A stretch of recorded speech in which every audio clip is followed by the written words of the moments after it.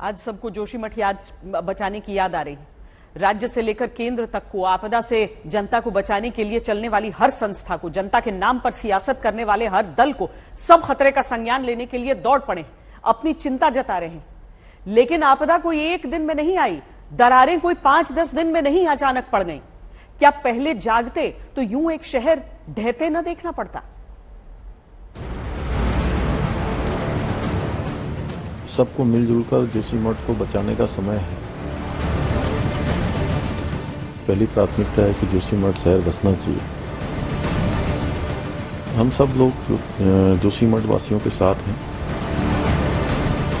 जोशीमठ शहर बचे, इसके लिए हर संभव प्रयास होगा। जोशीमठ को बचाने का अब समय आया कि बात करती सरकारों ने क्यों नहीं कहे कि बहुत देर कर दी है जोशीमठ को बचाने में। जिस पहाड़ पर पहले से घरों में ताला लगता आया, वहां अब सामान समेटने की मजबूरी को निहार रहा है जोशीमठ। वजह जमीन का ऐसा धंसाव लगातार होते रहना, जिसकी वजह से देखिए इन दो होटल की दीवारों के बीच का फासला खत्म हो गया। एक होटल झुककर दूसरे होटल के सहारे जोशीमठ में खड़ा। ये सब कोई एक झटके में हुआ है क्या? जवाब है नहीं।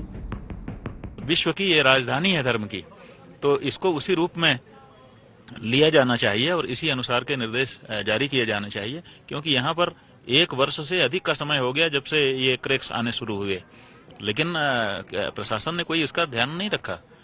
जब घरों में दरारें बढ़ने लग गईं, मकान गिरने लग गए, लोग अपने घरों को छोड़ करके अपने रिश्तेदार नातोदारों में जाने लग गए और तब भी नहीं सुना गया ठीक से। फिर जब बहुत बड़ा मसान जुलूस निकला जिसमें पूरे शहर के लोग सम्मिलित हो गए, तब अब कुछ सक्रियता दिखाई दे रही है। तो हमको लगता है, और ये सक्रियता जब तक तेजी है तब तक रहेगी, स्वाभाविक है। फिर दूसरे काम, क्योंकि सरकारों के सामने बहुत काम होते हैं, तो दूसरे कामों में व्यस्त हो जाएंगे। फिर से जोशीमठ को कुछ दिन याद करके भुला ना दिया जाए, इसीलिए याद करिए इतिहास को, जब जोशीमठ पर आए खतरे को नजरअंदाज किया गया। सबूत है मिश्रा कमेटी की रिपोर्ट। जोशीमठ में अलकनंदा नदी में बाढ़ की वजह से घरों में दरारें आने के बाद 1976 में एक कमेटी बनी। 47 साल पहले तत्कालीन गढ़वाल मंडलायुक्त महेश चंद्र मिश्रा की अगुवाई में एक्सपर्ट कमेटी बनती है। 18 सदस्यों की मिश्रा कमेटी ने 4.5 दशक पहले जोशीमठ पर मंडराते खतरे को लेकर आगाह किया। मिश्रा कमेटी ने तब कहा था कि जोशीमठ की जड़ से जुड़ी मिट्टी और चट्टानों को बिल्कुल न छेड़ा जाए। आरोप लगता है कि मिश्रा कमेटी समेत कई रिपोर्ट्स के पन्नों को सरकारी फाइलों में बंद करके धूल खाने दिया गया।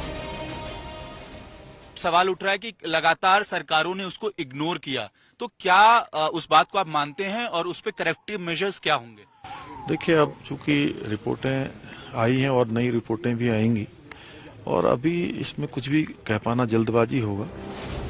फिर से नई रिपोर्ट्स आएंगी, लेकिन पुरानी को क्यों नहीं सुना गया, ये जवाब नहीं आता। आरोप विकास की नई योजनाओं पर लगता है, जिन्हें पुरानी चेतावनियों को अनदेखा कर चलाने का दावा है। एनटीपीसी की टनल के कारण जो है ये आपदा बढ़ी है, और उस आपदा को कंपाउंड करने का काम जो है 4 धाम यात्रा मार्ग के नाम से जो ये ऑल वेदर रोड के रूप में कटिंग आधारित काटो और भागो वाला की नीति की जो से सड़क बन रही है, उसका असर है। और उस पर और जले पर नमक डालने का काम जो है, जो बाईपास बन रहा है, उससे हो रहा है। सबसे ज्यादा सवालों के घेरे में एनटीपीसी पावर प्रोजेक्ट के टनल में चलने वाला काम है। सवाल उठा कि क्या एनटीपीसी के प्रोजेक्ट की वजह से जोशीमठ में जमीन धंस रही है। एनटीपीसी ने एक बयान में कहा कि उनकी तरफ से बनाई जा रही सुरंग जोशीमठ शहर के नीचे से नहीं गुजरती। ये टनल एक टनल बोरिंग मशीन से खोदी गई और वर्तमान में वहां कोई ब्लास्टिंग नहीं की जा रही। लेकिन आरोप है कि दिसंबर 2009 से ही टनल बोरिंग मशीन की वजह से कई बार समस्याएं आई हैं। दावा है कि दिसंबर 2009 में टनल बोरिंग मशीन 900 मीटर की गहराई में फंस गई और इसके कारण हाई प्रेशर बना, पानी सतह पर आया। बावजूद इसके उत्तराखंड के आपदा प्रबंधन निदेशक पीयूष रौतेला अभी जोशीमठ के धंसाव का हाइडल टनल से संबंध जोड़ने का सबूत नहीं पाते हैं। लेकिन 4 धाम परियोजना पर सुप्रीम कोर्ट की तरफ से नियुक्त हाई पावर्ड कमेटी के सदस्य डॉक्टर हेमंत ध्यानी के मुताबिक जब दिसंबर 2009 में विद्युत परियोजना की टनल बोरिंग मशीन की वजह से चट्टानों के पानी ने जोशीमठ को प्रभावित किया, तो फिर अभी की समस्या से क्यों न संबंध माना जाए।